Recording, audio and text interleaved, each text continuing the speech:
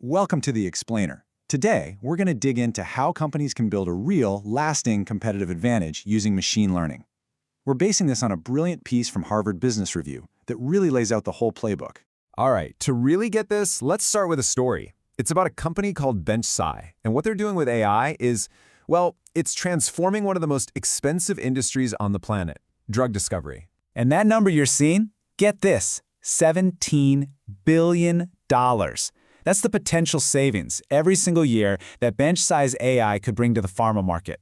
It's a huge number, almost hard to imagine, but what it really means is faster, cheaper research, and ultimately getting life-saving drugs to people who need them a whole lot sooner. So, the big question is, right?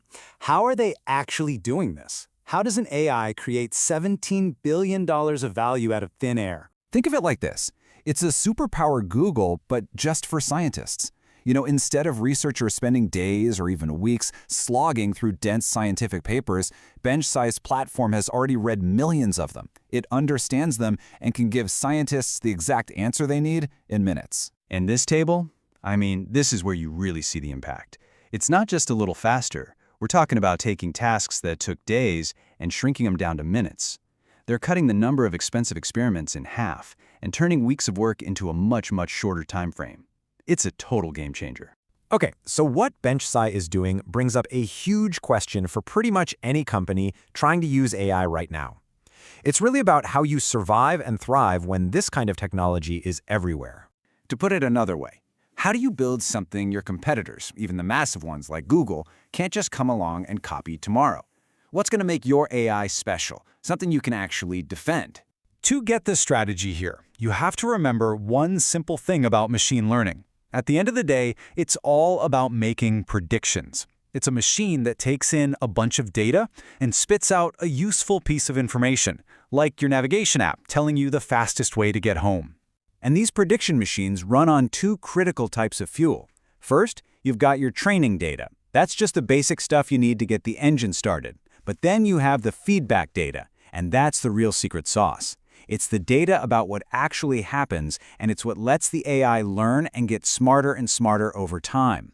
Okay, so now that we've got that down, we can get to the core idea here. To build that protective moat, you've got to ask yourself three key questions about your data and the predictions you're making.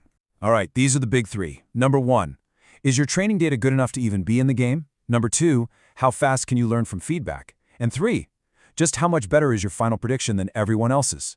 And to see how this plays out in the real world, let's look at a classic tech rivalry. Microsoft has thrown billions, literally billions, at its search engine Bing, and yet it's never really made a dent in Google's dominance. The reason why isn't just about marketing, it's all about the data. And that huge gap you're seeing on the chart, it all comes down to one of those three keys we just talked about, the incredible power of a fast, massive feedback loop. Just think about it for a second. Every time you type something into Google and click a link, you're giving it feedback. You're teaching it, and that happens in seconds. By the time Bing even launched, Google had already learned from trillions of these tiny moments. It gave them a head start that was almost mathematically impossible to close. And this slide is so interesting because it shows you the result of that gap. For simple stuff like weather, they're basically the same. No big deal. But look what happens when you search for something more abstract like disruption. Bing gives you a dictionary definition. Google, with all its data, knows you probably mean disruptive innovation and gives you research papers. That right there is the quality gap in action. Okay, so this might sound a little discouraging, right? Like if you're not the first to market, you've already lost. But that's not the case at all. The game isn't over. There are really smart ways for latecomers to get in and win. So you basically get two moves you can make. First, you can find alternative data, some unique source of information that the big guys have completely missed. The other option, and this one's really clever, is to differentiate the prediction itself. You don't even try to beat Google at their game. You invent a new game by making a different, more valuable prediction from a specific niche they're just not paying attention to. All right, this brings us to the final, and honestly the most important piece of the puzzle. And the surprise is it's not really about the tech at all. The key thing to realize is that AI isn't this one-size-fits-all magic wand. Its real power is in being super specific. A great prediction is like a custom-engineered tool, built for one purpose.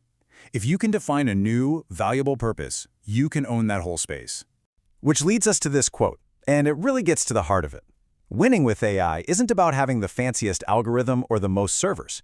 It comes down to something uniquely human: insight and strategy. And there it is. That's the billion-dollar question. Or in BenchSi's case, the $17 billion question. Answering this well takes a deep, creative understanding of a market and seeing an opportunity where a brand new prediction could create an incredible amount of value. And here's the final twist, the real kicker. Who do you think was the lead investor in this tiny startup, BenchSi, an AI-focused venture fund run by Google? Yep. Even the master of prediction knew that someone else had found a valuable prediction to make in a space they couldn't.